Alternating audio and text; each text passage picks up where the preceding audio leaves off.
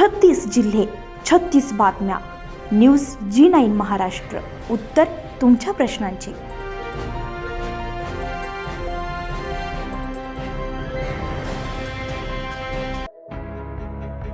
गंगापूरमध्ये राजकीय हालचालींना वेग आलाय. राष्ट्रवादी काँग्रेस अजित पवार गटाचे कार्यकर्ते सय्यद नवाज उर्फ नमो उस्ताद यांनी भारतीय जनता पक्षात प्रवेश केलाय. सोमवारी भाजपच्या स्थापना दिनानिमित्त आयोजित ध्वजारोहण कार्यक्रमादरम्यान गंगापूर खुलताबाद मतदारसंघाचे भाजप आमदार प्रशांत बंब यांच्या हस्ते त्यांचा सत्कार करण्यात आलाय आणि अधिकृतरित्या भाजपात प्रवेश देण्यात आलाय.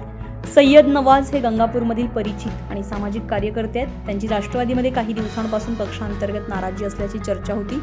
अखेर त्यांनी भाजपचा झेंडा हाती घेतलाय. सय्यद नवाज यांनी सांगितलंय की पक्षाने दिलेली जबाबदारी मी प्रामाणिकपणे पार पाडणार आहे.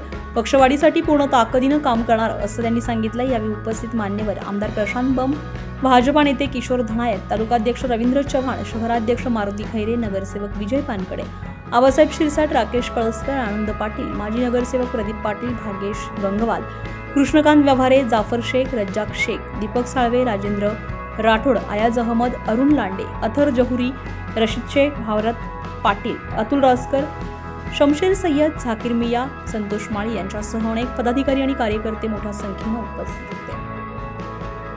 न्यूज G9 महाराष्ट्रासाठी गणेश पाटील साळुंके, छत्रपती संभाजीनगर, गंगापूर.